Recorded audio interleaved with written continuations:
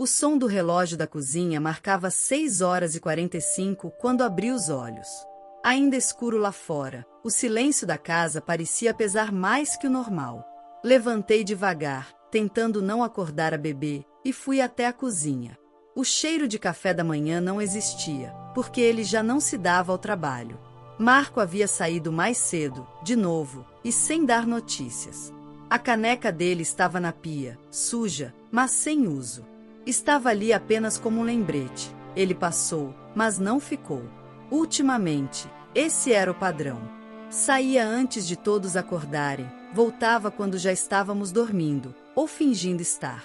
No começo, ele dizia que eram compromissos do trabalho. Depois, começou a responder com rispidez até mesmo as mensagens mais simples, como vai chegar que horas. Durante o almoço, repassei mentalmente os últimos meses. Tudo em mim gritava que havia algo errado.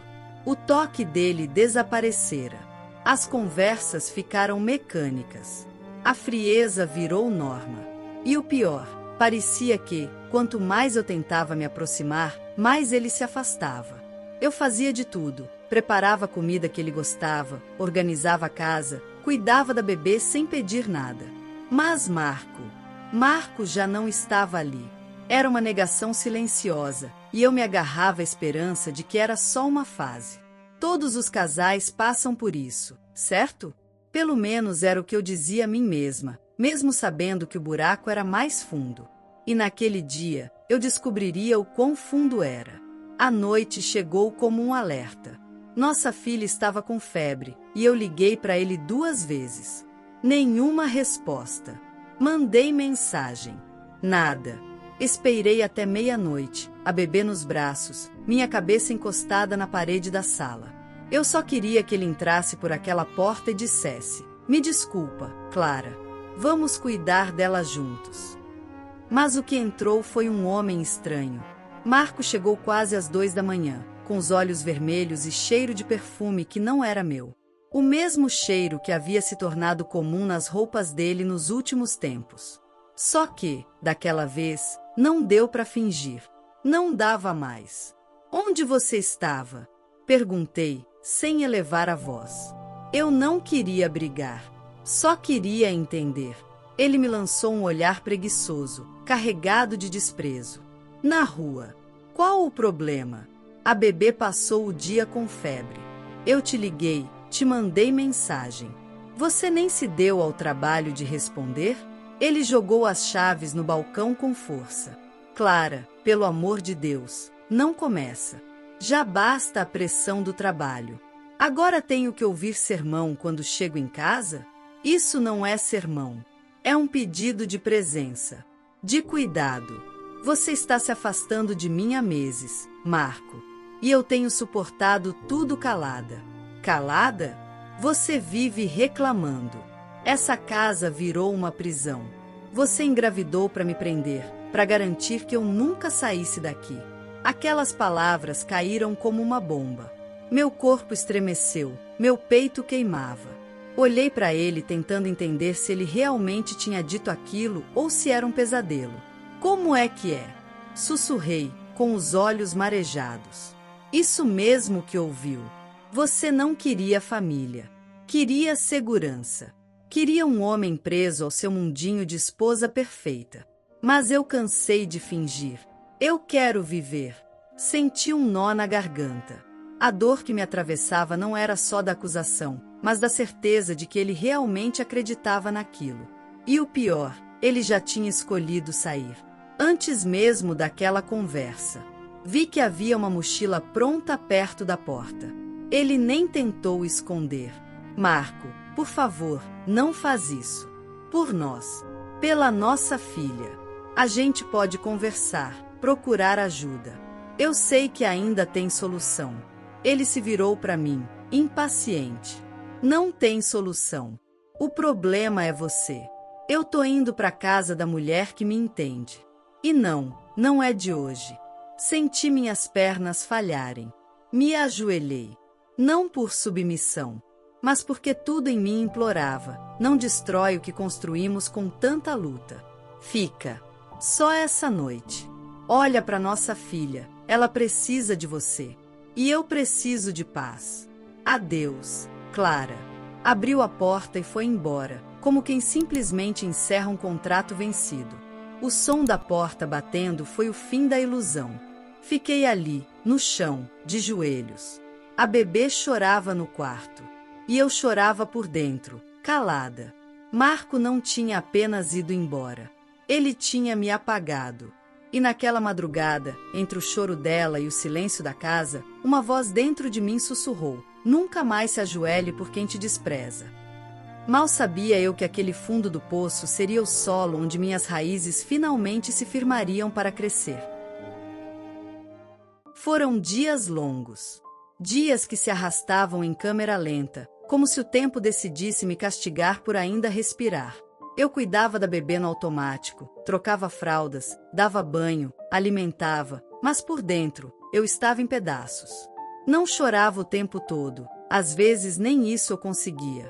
Ficava sentada, com ela no colo, olhando pro nada, como se minha mente tivesse sido arrancada e jogada num quarto escuro. E o silêncio machucava mais que os gritos daquela noite. Até mesmo o choro da minha filha parecia mais suave do que a ausência do Marco. Não porque ele me fazia falta como homem, mas porque era o pai dela. E o vazio que ele deixou parecia gritar: nem sua filha foi suficiente. No primeiro fim de semana após a cena no portão, a sogra apareceu. Entrou como se fosse dona da casa. Seus olhos analisaram cada canto como se procurassem algo fora do lugar. E logo disse, com aquela voz fria: Marco tá mal, Clara. Você acha que só você sofreu? Ele também perdeu o rumo, sabia?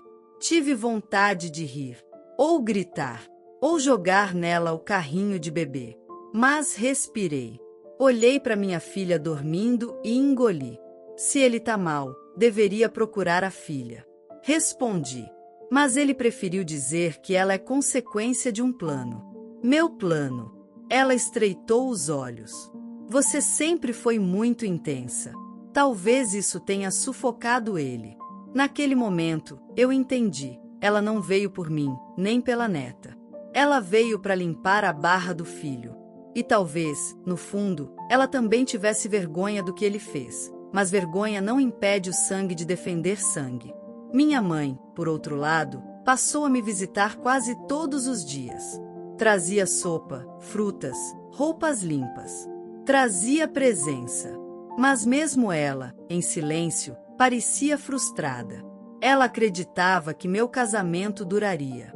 Que eu era madura, que ele era correto. Um casal modelo. E agora, eu era só mais uma mulher deixada para trás, com um bebê no colo e contas atrasadas na mesa.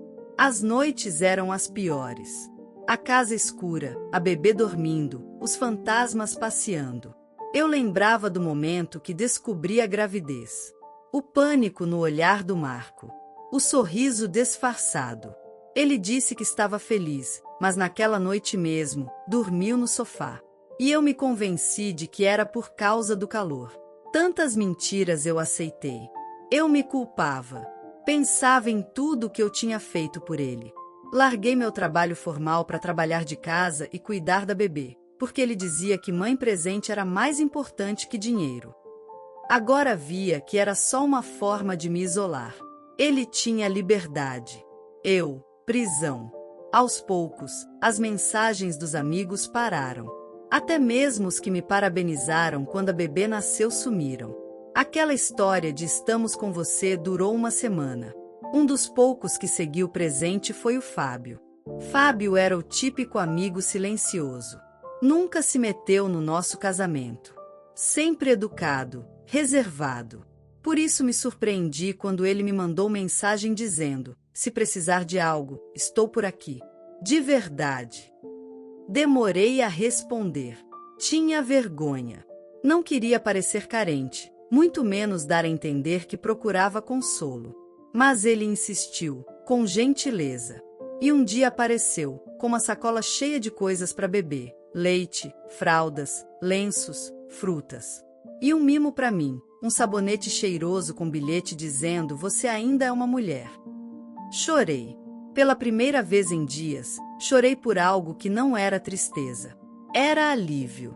Era ver alguém me enxergando. Conversamos por 1 hora. Ele ouviu mais do que falou. Em nenhum momento falou mal do Marco, e isso me fez respeitá-lo ainda mais. Mas seus olhos diziam muito.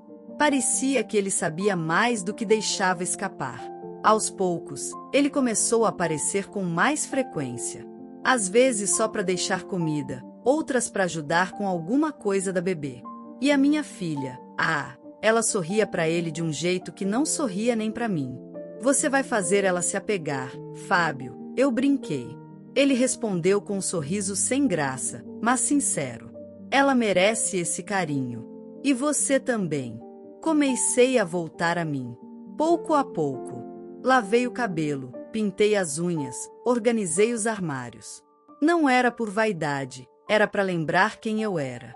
Passei a escrever. Um diário. Escrevia tudo. Os sentimentos, os sonhos, as raivas. Uma noite escrevi.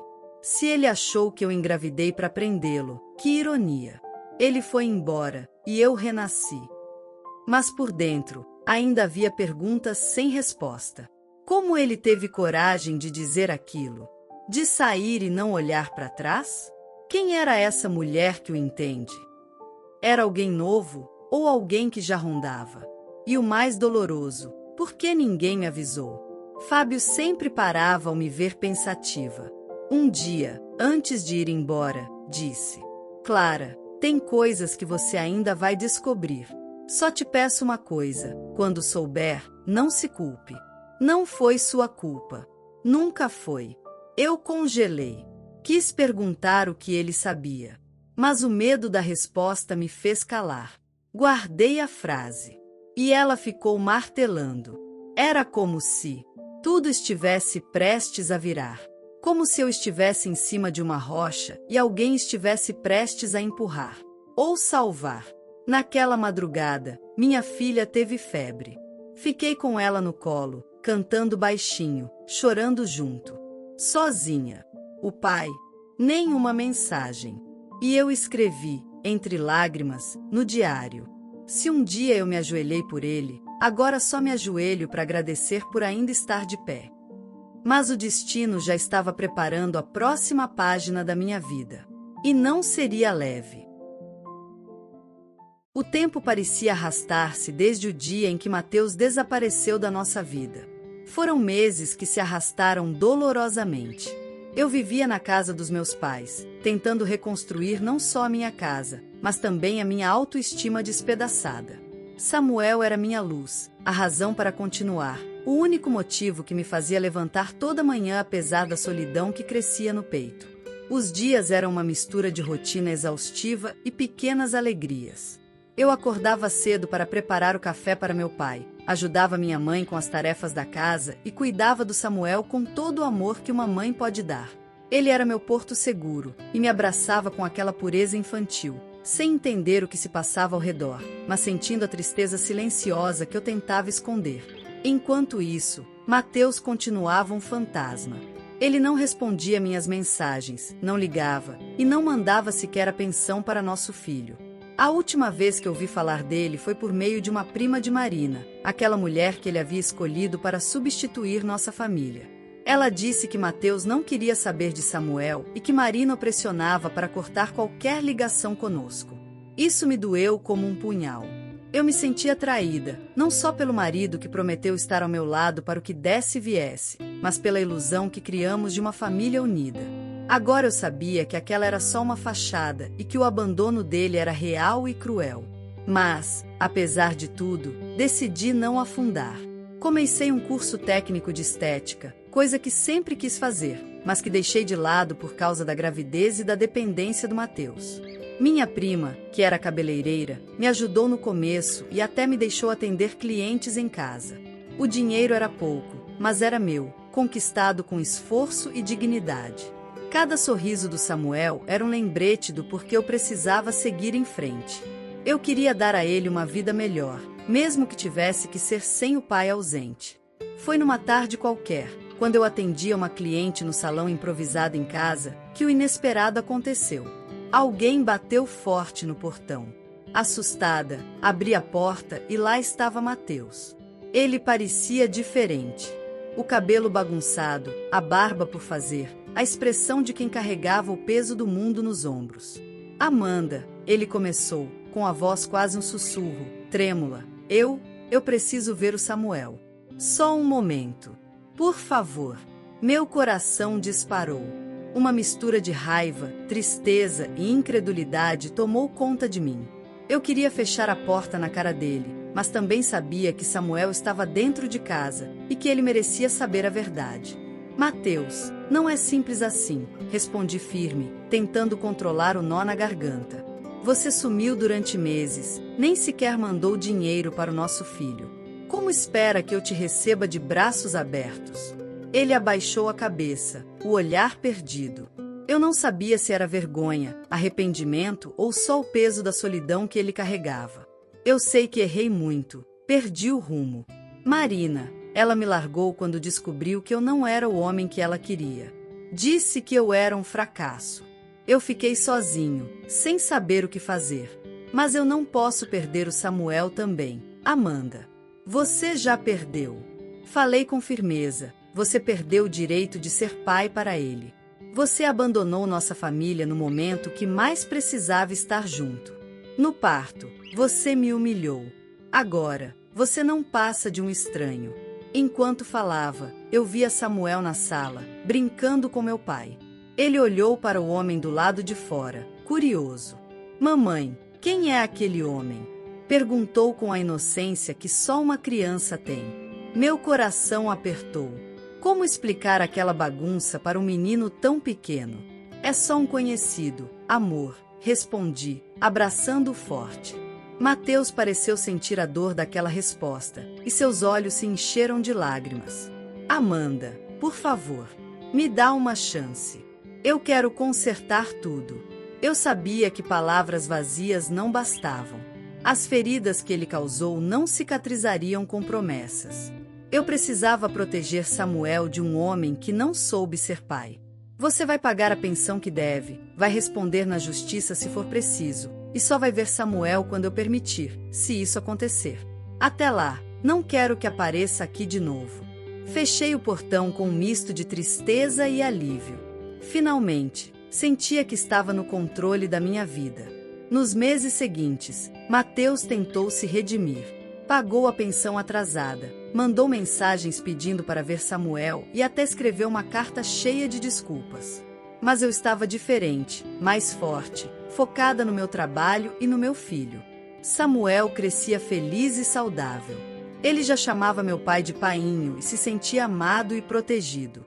Eu tinha reconstruído a minha vida, não como a mulher frágil que era, mas como uma mãe guerreira que não se deixa bater. E, apesar de tudo, a última mensagem de Mateus ficou gravada na minha mente. Você só queria amor. Eu só queria liberdade. No fim, perdi tudo. Eu não respondi, porque eu sabia que o amor de verdade é aquele que nos levanta, não aquele que nos destrói. E, olhando para Samuel sorrindo, entendi que o que realmente importa está ali, nos braços daquele menino que é meu mundo. A história de hoje chegou ao fim. E se você quiser mudar a sua história através de deliciosos brigadeiros gourmets, os tornando sua fonte de renda extra, ou até mesmo principal, adquira agora seu livro digital, que chegará no seu e-mail com mais de 80 receitas de brigadeiros por um preço ridiculamente barato. Você ainda ganha bônus sensacionais como planilha mágica de precificação, receitas bônus de outros doces e muito mais. E se não quiser fazer renda com seus brigadeiros, você pode simplesmente deixar seus amigos e familiares apaixonados por essas gostosuras. Clica no link da descrição ou do primeiro comentário desse vídeo e reserve agora seu livro digital. E não se esqueça de comentar qual lição você tirou dessa história. Também deixe um like no vídeo e se inscreva para não perder os próximos vídeos. Tchauzinho!